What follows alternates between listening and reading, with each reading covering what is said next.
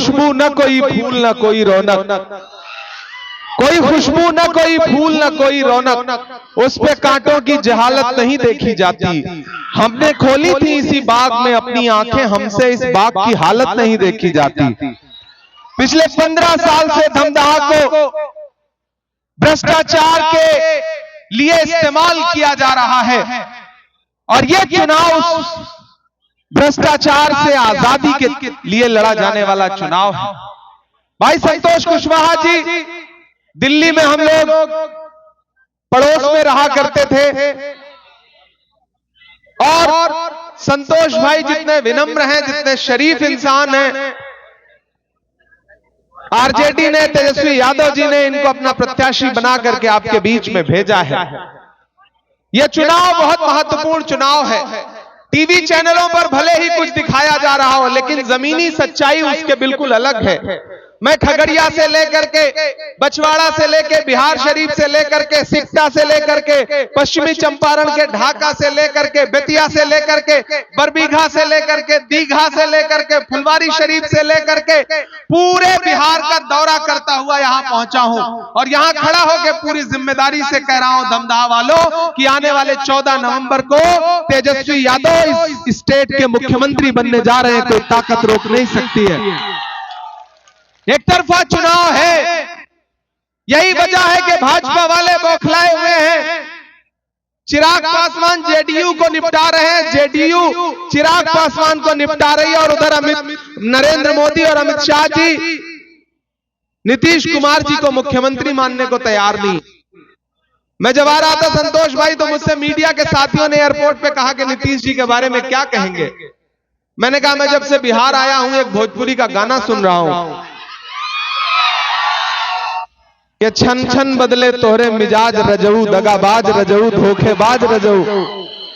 हमने कहा मुझे ऐसा लगता है जैसे ये गाना उन्हीं के लिए बना हो।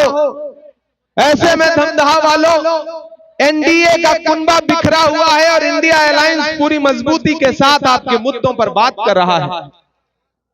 इंडिया अलायंस कह रहा है, तेजस्वी यादव जी कह रहे हैं कि सरकार बनने के बाद हर परिवार के एक सदस्य को सरकारी नौकरी दी जाएगी।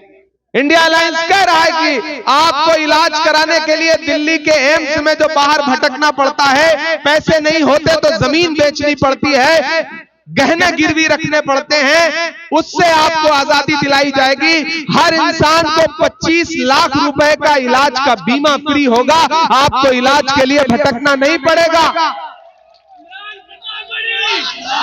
वो गरीब, एक तरफ भाजपा की सरकारें हैं, मैं उत्तर प्रदेश से आया हूं, कि जिनके सरों पर छत है वो छत भी छीन ले रहे हैं बुलडोजर चला करके, और यहां महागठबंधन कह रहा है कि जिस गरीब के पास जमीन नहीं होगी, घर नहीं होगा, उसको 5 डिसमिल जमीन फ्री में दी जाएगी घर बनाने के लिए।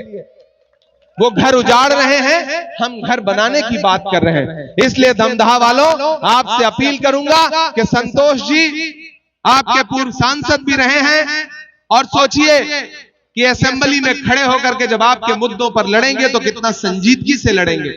एक तरफ लूटने वाला शासन है और एक तरफ आपकी खिदमत करने के लिए संतोष भाई को महागठबंधन ने अपना प्रत्याशी बनाया है। यहां कांग्रेस के जो साथी खड़े होंगे, लेफ्ट के जो साथी खड़े होंगे, यहां जो वीआईपी के लोग होंगे, आईपी के लोग होंगे, और यहां जो मेरे अपने चाहने वाले हैं, आप जानते हैं मैं आपका इमरान प्रतापगढ़ी हूं, मैं आपके मुद्दों पर लड़ता रहता हूं, बोलता रहता हूं। मैं इसलिए जिंदा हूं कि मैं बोल रहा हूं। दुनिया किसी गूंगे की कहानी नहीं लिखती।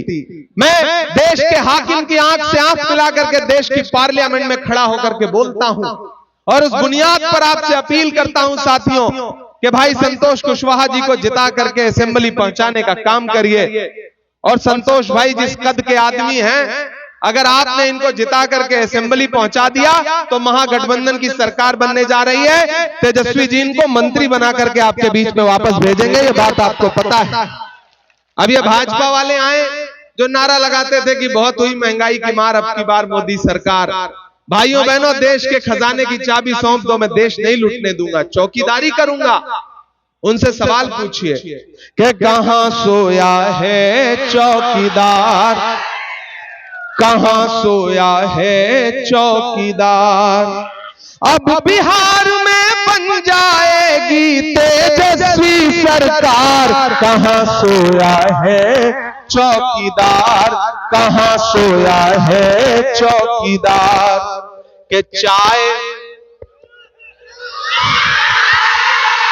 बड़े समझदार लोग हैं संतोष भाई, चाय का नाम ले लो इनको स्वाद आ जाता है। कि चाय बेचने वाला पूरा भारत बेच रहा है, बेच रहा है कि नहीं बेच रहा है? कि चाय बेचने वाला पूरा भारत बेच रहा है, इसी काम में हासिल से महारत बेच रहा है।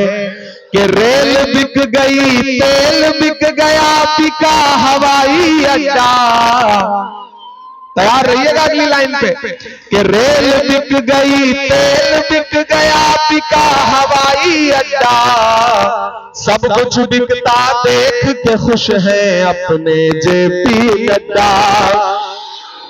कि जनता महंगाई की मारी करती हाहाकार, कहां सोया है चौकीदार, कहां सोया है चौकीदार।